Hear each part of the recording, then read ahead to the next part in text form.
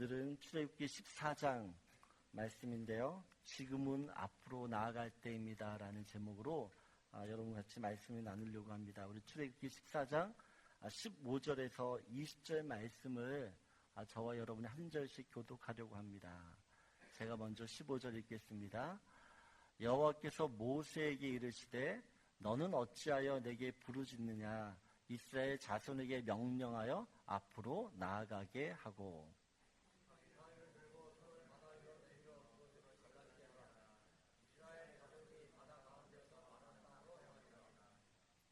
내가 애굽 사람들의 마음을 완악하게 할 것인즉 그들이 그 뒤를 따라 들어갈 것이라.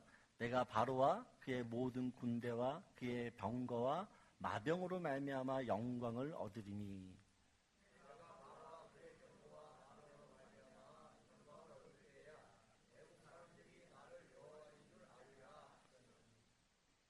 이스라엘 진 앞에 가던 하나님의 사자가 그들의 뒤로 옮겨가매 구름기둥도 앞에서 그 뒤로 옮겨 이스라엘 진 사이에 이르러 서니 저쪽에는 구름과 흑암이 있고 이쪽에는 밤이 맑음으로 밤새도록 저쪽이 이쪽에 가까이 못하였더라. 아멘.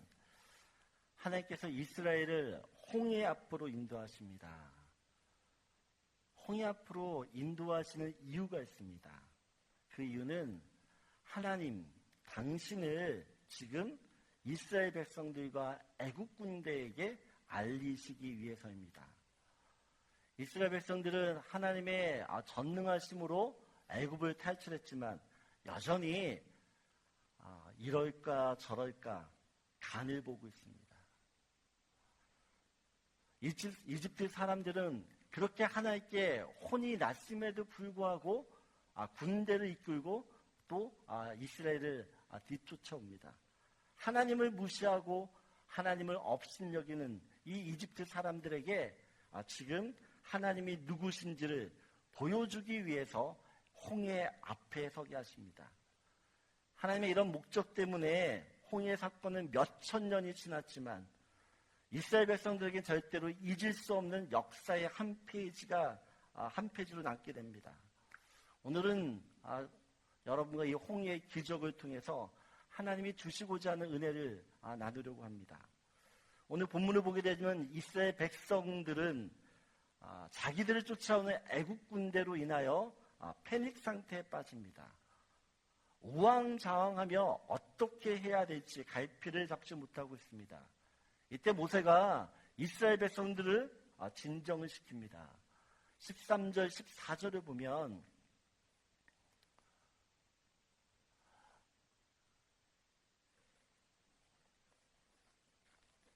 13절, 14절에 이렇게 말씀이 있습니다. 제가 읽어드리겠습니다. 모세가 백성에게 이르되 너희는 두려워하지 말고 가만히 서서 여호와께서 오늘 너희를 위하여 행하시는 구원을 보라. 너희가 오늘 본 애굽 사람을 영원히 다시 보지 아니하리라. 여호와께서 너희를 위하여 싸우시리니 너희는 가만히 있을지어다 라고 이야기합니다. 지금 모세는 이스라엘 백성들에게 이야기합니다.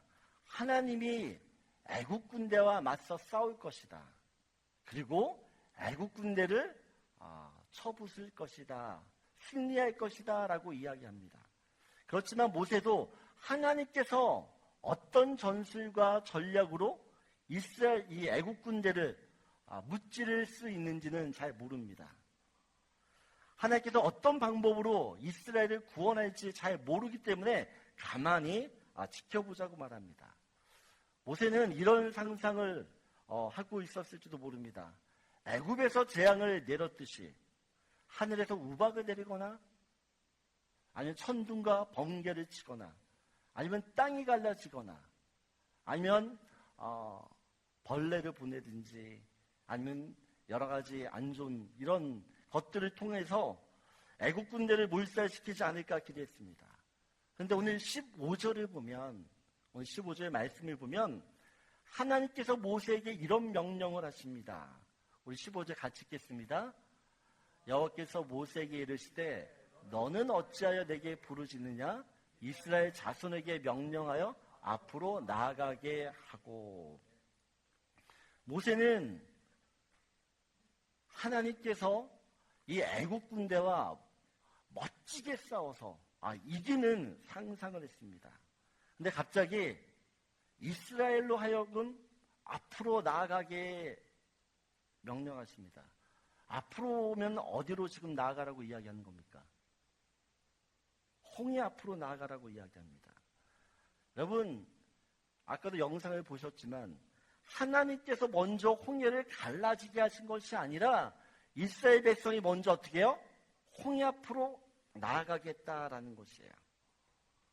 이스라엘 자손을 먼저 홍해 앞으로 나아가게 한 뒤에 모세가 두 손을 들고 들었을 때 홍해가 갈라집니다. 여러분, 이것이 아무것도 아닌 것 같지만 믿음의 측면에서 보면 굉장히 중요한 장면입니다. 왜냐하면 하나님이 어떤 기적을 행하실 때에는 그 기적을 바라는 그 사람들에게, 당사자들의 믿음을 보십니다. 믿음.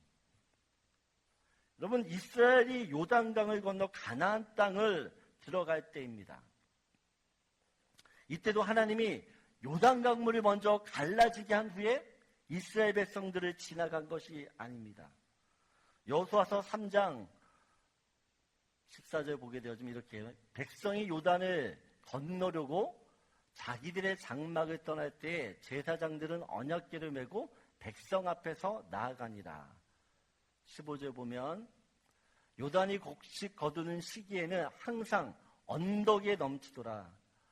이 추수할 때면 이 요단강물이 언덕에 이를 만큼 물이 찼다라는 것이야.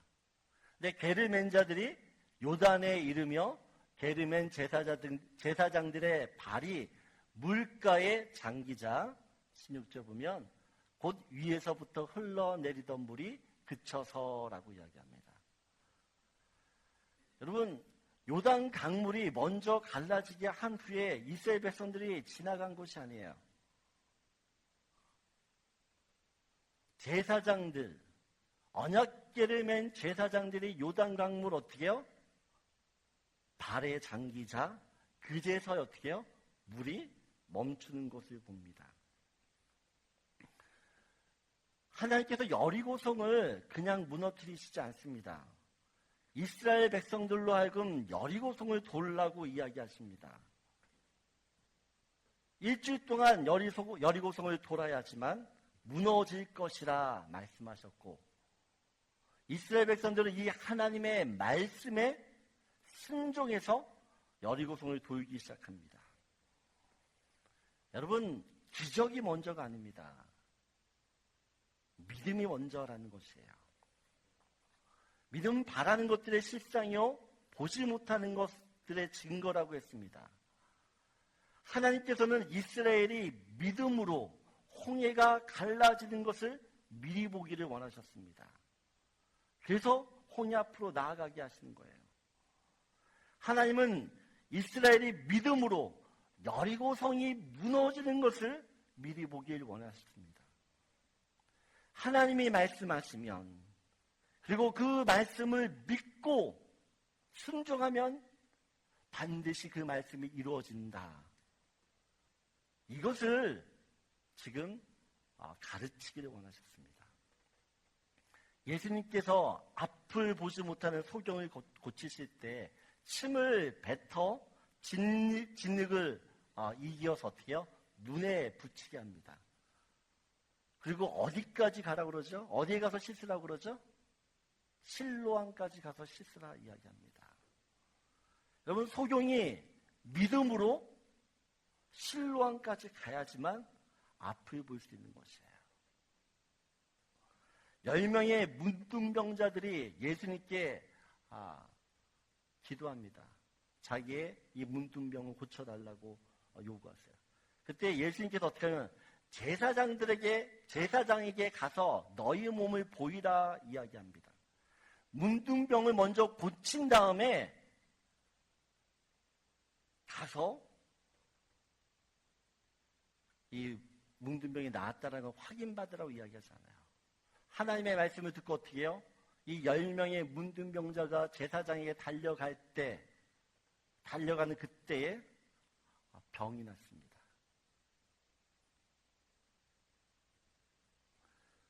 여러분, 홍해 앞에서는 주저하거나 머뭇거려서는 안 됩니다. 그 앞으로 담대히 나아가야 되는 것이에요. 하나님이 말씀하셨기에 그 말씀에 의지해서 믿음으로 나아가야 되는 곳이 홍해 앞이에요. 요단강 물이 멈춰 섰기 때문에 요단강을 지나간 것이 아닙니다. 제사장들이 하나님의 말씀인 언약궤를 앞세우고 나아갈 때에 흐르던 강물이 멈추게 돼요.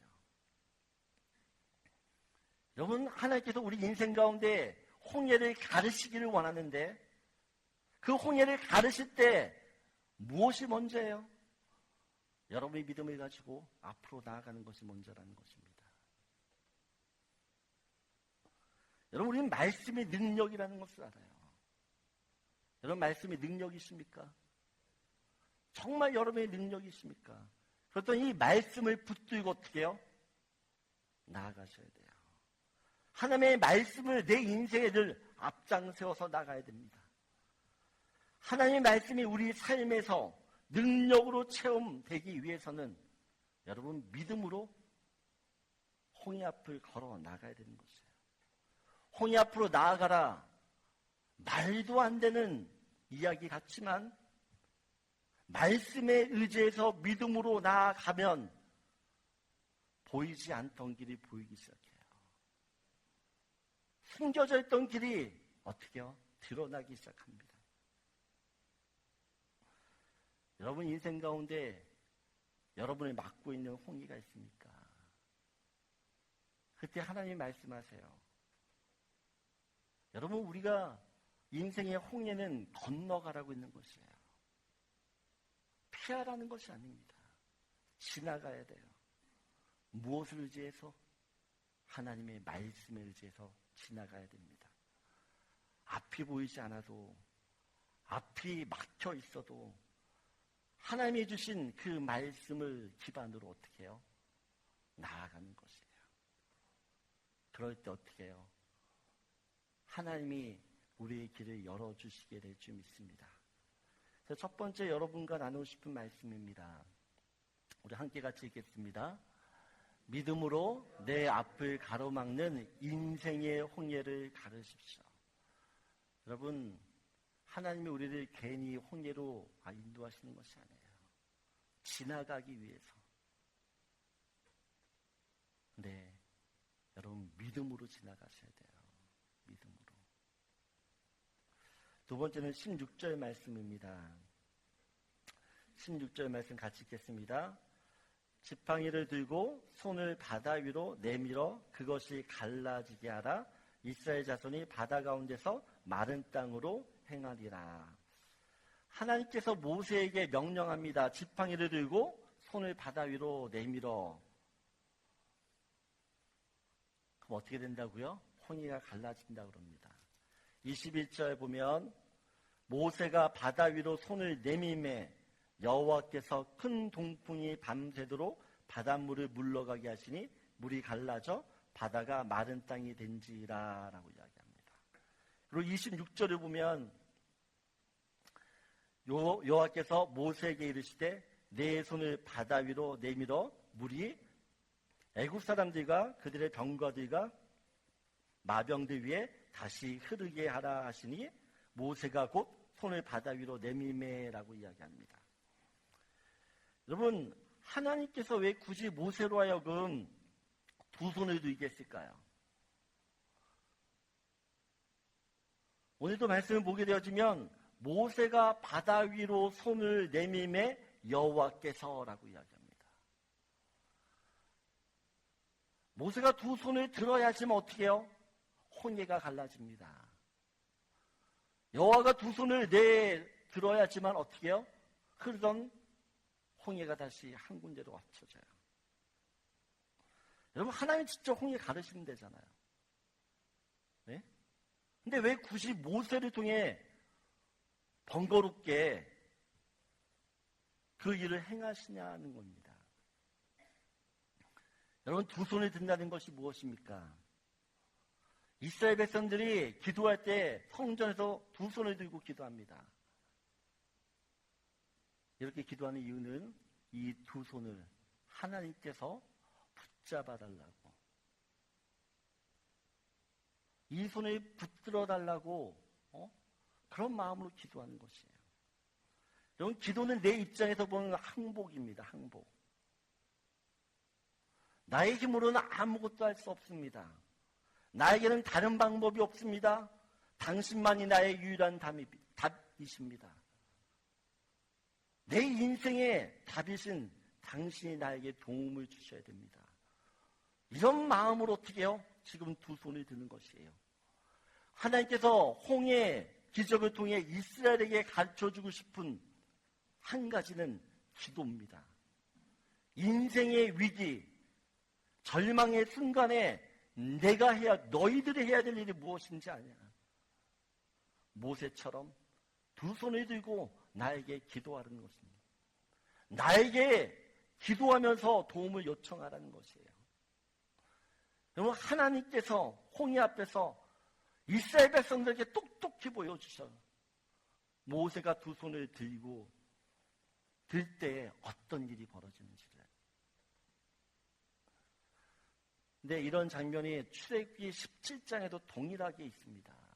출애굽기 17장은 이스라엘과 아말렉 족속이 전투를 벌이는 장면입니다.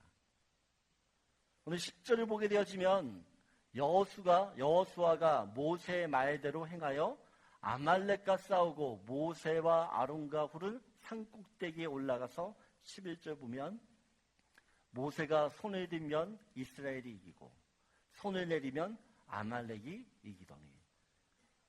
여러분, 지금 모세가 산에서 무엇을 하죠? 두 손을 들고 기도를 해요.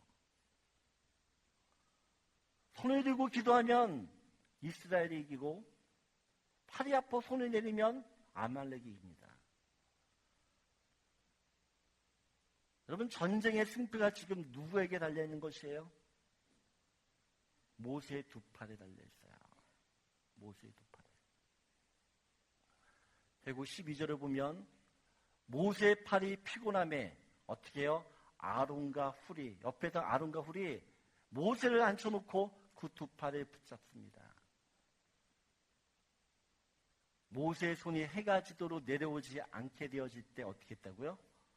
아말렉과의 이 전쟁에서 승리를 얻게 됩니다. 여러분, 하나님이 능력이 없으신 분이 아니에요. 한 방에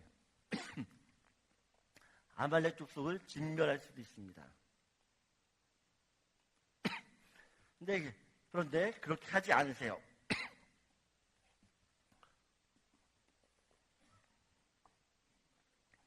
모세가 두 손을 들고 기도할 때만 어떻게 해요? 승리하게 하십니다. 무엇을 가르치시는 거예요? 이스라엘의 정체성, 그 부분들은 하나님께 기도해야지만 산다라는 것이에요. 너희들의 인생은, 너희들의 정체성은 어떤 사람들이에요?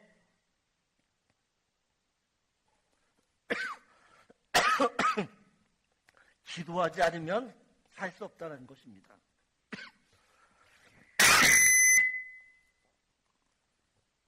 죄송합니다. 감기가 심합니다, 요즘. 감기 조심하십시오. 그럼 기도가 호흡이라고 이야기하죠. 호흡. 기도는 영적인 호흡입니다. 그래서 기도하지 않으면 호흡이 딸려요. 우리가 호흡이 딸리고 힘들다는 것을 언제 깨닫습니까? 운동을 하거나 산에 오르면 알게 됩니다.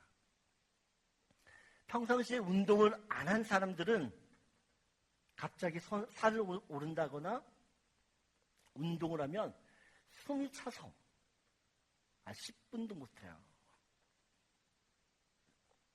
제가 언젠가 어떤 권사님들이랑 이 배드민턴 한번 치러 갔다가 죽는 줄 알았습니다. 이거 아무것도 아닌 것 같은데 한 10분 저는 잘 못 치니까 근데 잘 치는 분들은 어떻게 쳐요? 요 앞에 쳤다가 뒤에 쳤다가 요 앞에 쳤다가 뒤에 쳤다 그래요. 그러면 계속 그 따라다니라고 숨이 차서 못해요. 여러분 기도도 마찬가지예요. 평상시에 기도 안 하면 평소에 기도 안 해도 문제가 없을 때는 괜찮아 보입니다. 근데 인생에 문제가 생기면 기도에 호흡이 딸린 사람들은 숨이 차서 헉헉대기 시작해요.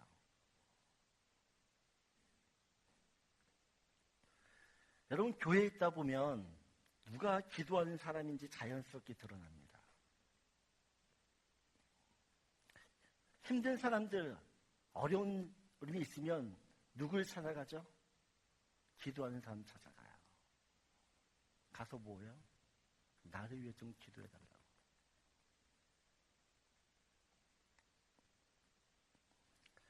여러분 혹시 여러분의 자녀들이 여러분들에게 기도 부탁을 하십니까?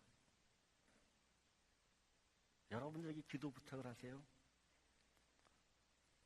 만약 여러분의 자녀들이 여러분에게 기도 부탁을 한다면 여러분의 인생은 성공한 인생입니다. 근데 분명 교회를 다니고 있는데 자녀가 너무 힘든데 부모한테 기도해달라는 얘기를 안 해요. 무슨 말이죠? 아는 거예요. 우리 부모는 기도하지 않는다는 것을.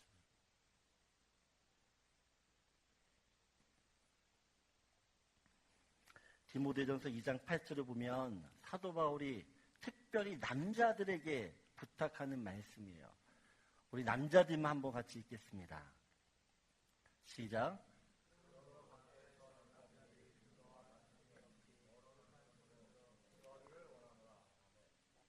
예. 사도 바울이 지금 뭐라고 부탁을 해요? 분노와 다툼이 없이 거룩한 손에 들어 기도하기를 원하노라라고 이야기합니다. 남편들이 두 손을 들고 기도하라고 이야기하는 겁니다. 하나님께서는 남자들이 가정에서 제사장 역할을 하기를 원하세요. 제사장. 기도하는 남편을 중심으로 영적인 질서를 세워가길 원해요. 모세가 이스라엘의 영적인 아비였습니다. 왜 아비였죠? 이스라엘이 힘들고 어려울 때마다 불평할 때마다 그들을 위해 기도했어요.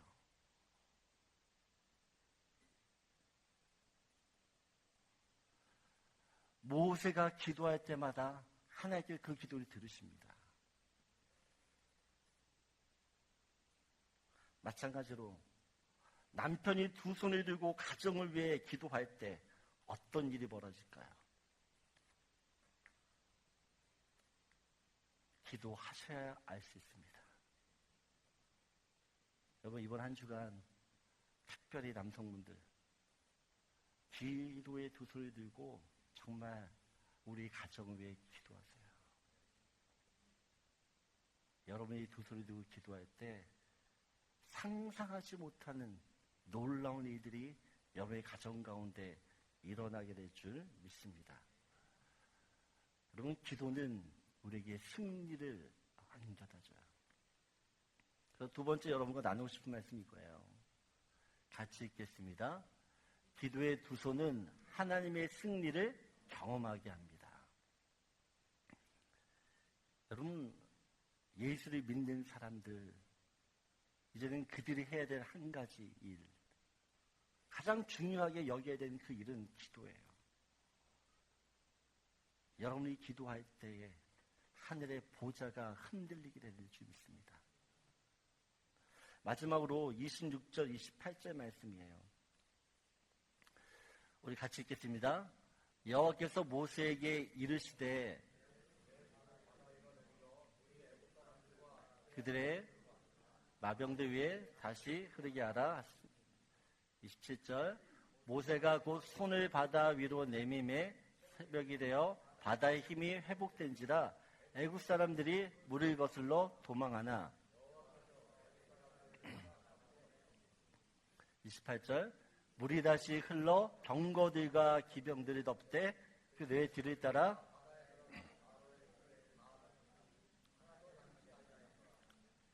여러분, 애국 군대가 지금 홍해에서 몰살을 당합니다.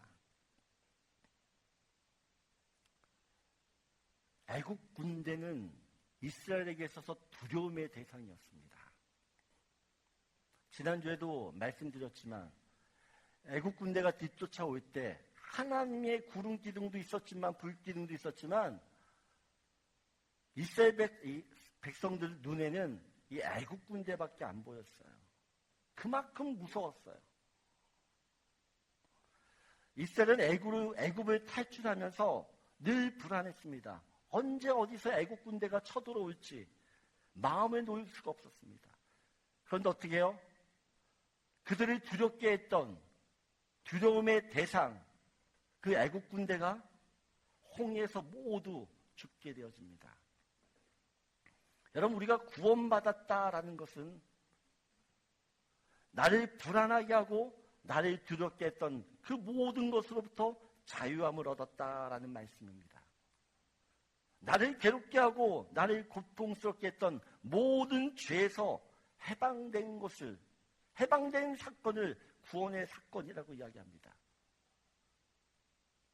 혹시 지금도 여러분을 두렵게 하는 것이 있으십니까?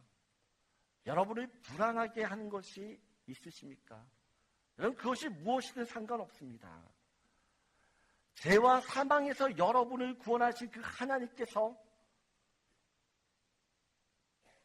여러분의 인생 가운데 여러분을 또 다른 방법으로 구원해 주실 줄 믿습니다. 고린도전서 10장 1절 2절을 보게 되어지면 사도 바울이 이 구약의 홍해 사건을 이렇게 신약의 성도가 세례를 받는 것으로 해석을 합니다. 우리 같이 읽겠습니다. 형제들아, 나는 알지 못하기를 원하지 아니하노니 우리 조상들이 다 구름 아래에 있고 바다 가운데로 지나며.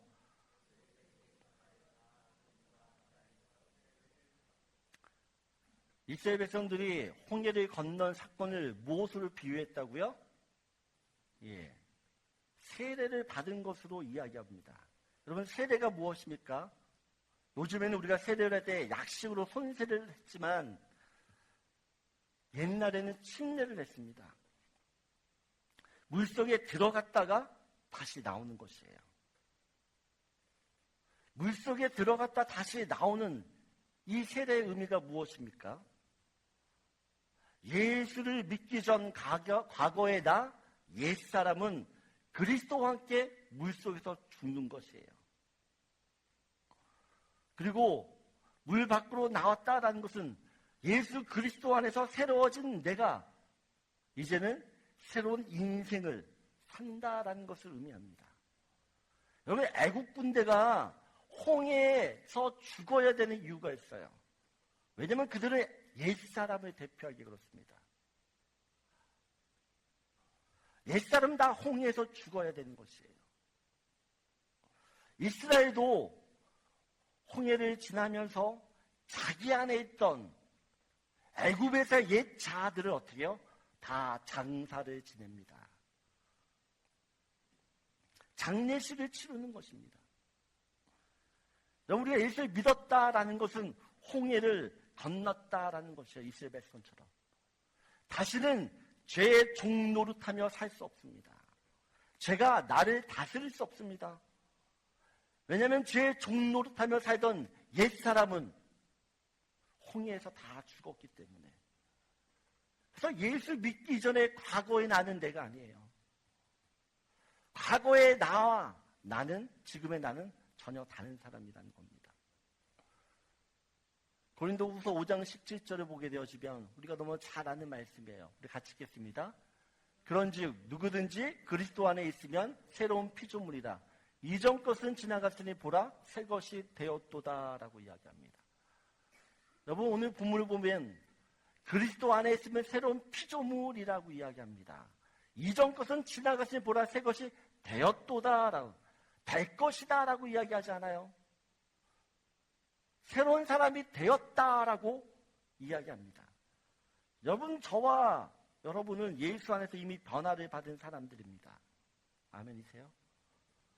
예수 안에서 완전히 새로워진 사람들입니다. 그래서 여러분, 이제는 여러분 이렇게 늘 여기셔야 돼요. 나는 새로워졌다. 나는 새로운 사람이다. 나는 변했다. 나는 달라졌다.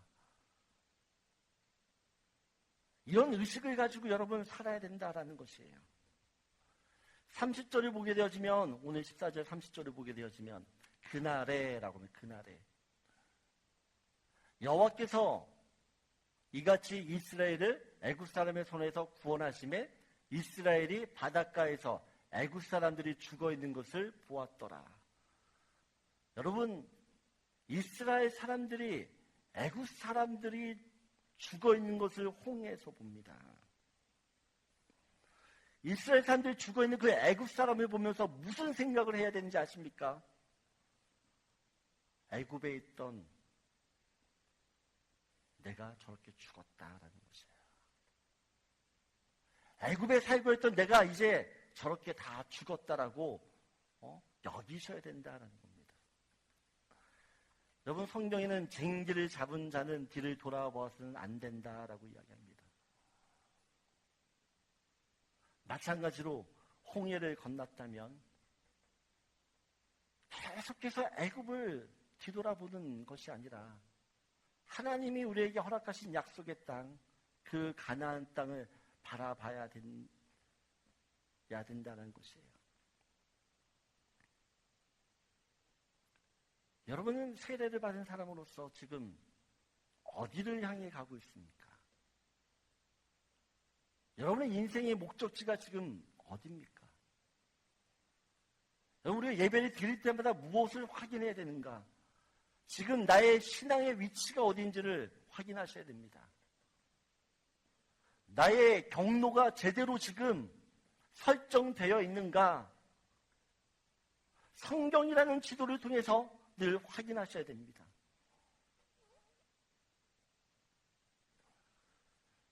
여러분, 우리가 예수를 믿은 사람, 이제 홍해를 건넌 우리들은 하나님의 백성이 되었고, 이제 해야 될 일은 하나님 백성답게 사는 일입니다.